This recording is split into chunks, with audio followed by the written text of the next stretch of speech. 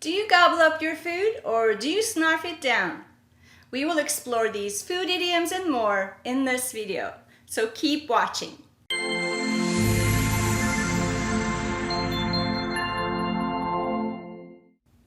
Hi, my name is Miriam Kennedy, the founder of YesICanLearnEnglish.com, where I give you the help you need to supercharge your learning. Don't forget to hit the subscribe button below and click the bell to make sure you get my next tip. Welcome! We're enjoying nice fall weather now that it is November, which brings to mind a holiday when family and friends get together in the United States. On the fourth Thursday of every November, we celebrate Thanksgiving Day. Most American families typically eat a big dinner or a feast on Thanksgiving. It consists of roasted turkey, stuffing, mashed potatoes, gravy, vegetables, and my favorite, pumpkin pie. As you know, I grew up in Turkey, so let me give you a little information about the origin of the word turkey. It is a tale of three countries.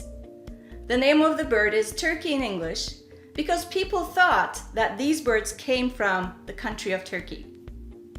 In Turkish, a turkey is called hindi, which means India, because people thought the bird was brought from India, which is Hindistan in Turkish. Surprisingly, the bird turkey is called Turki in Hindi, one of the official languages of India.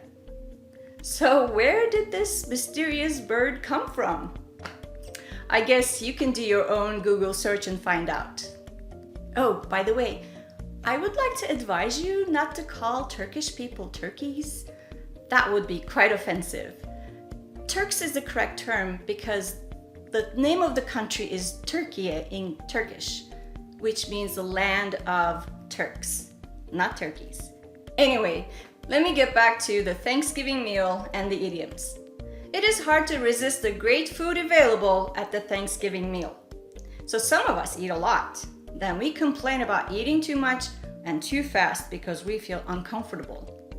There are some special idioms we can use to describe the act of eating during the Thanksgiving meal or at any other occasion. Here are some idioms I have picked out to describe either eating a lot or greedily, eating fast, or both. Here's the first one: to feast. Most Americans feast on turkey, stuffing, mashed potatoes, and pumpkin pie during Thanksgiving. The next one is to down. Let me give you an example.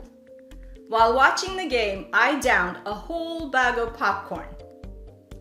Then we have to pig out, to express eating excessively. The only reason I do not go to all-you-can-eat buffets is that I don't want to pig out. Another one is to chow down on.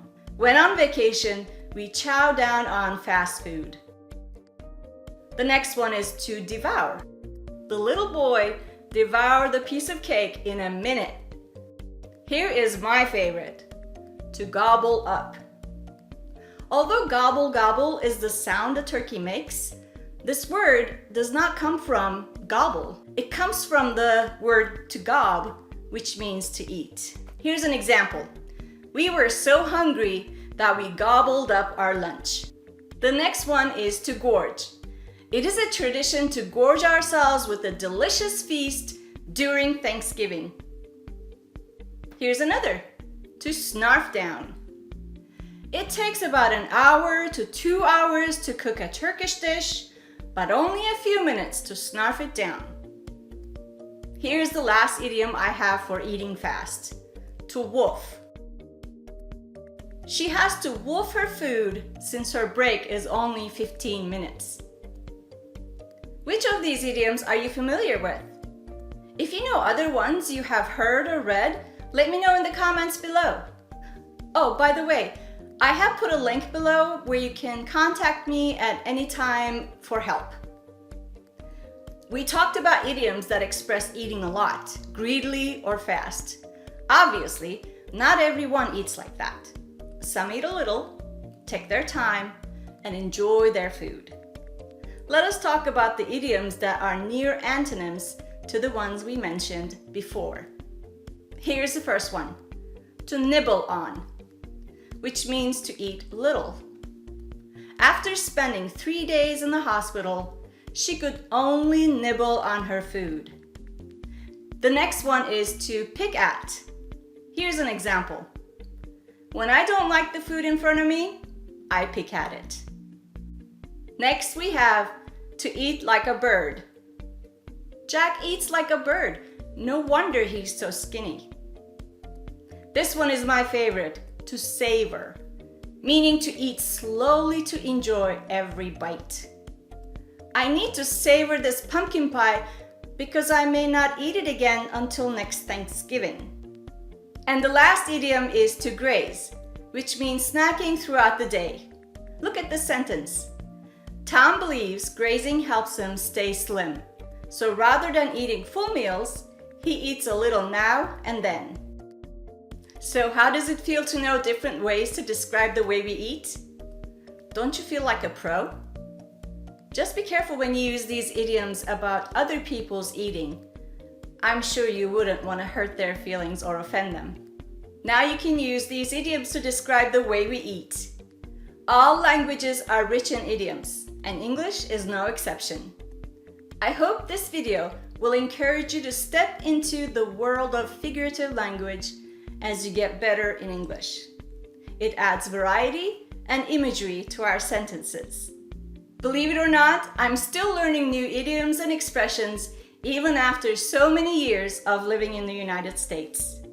If you're interested, I can help you as a coach and mentor so you can reach your goal of raising your English skills to a new level.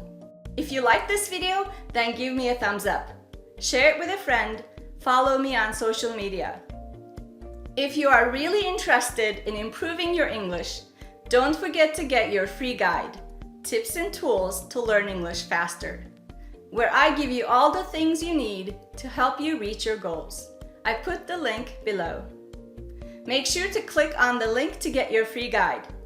I'll see you in my next video. Bye!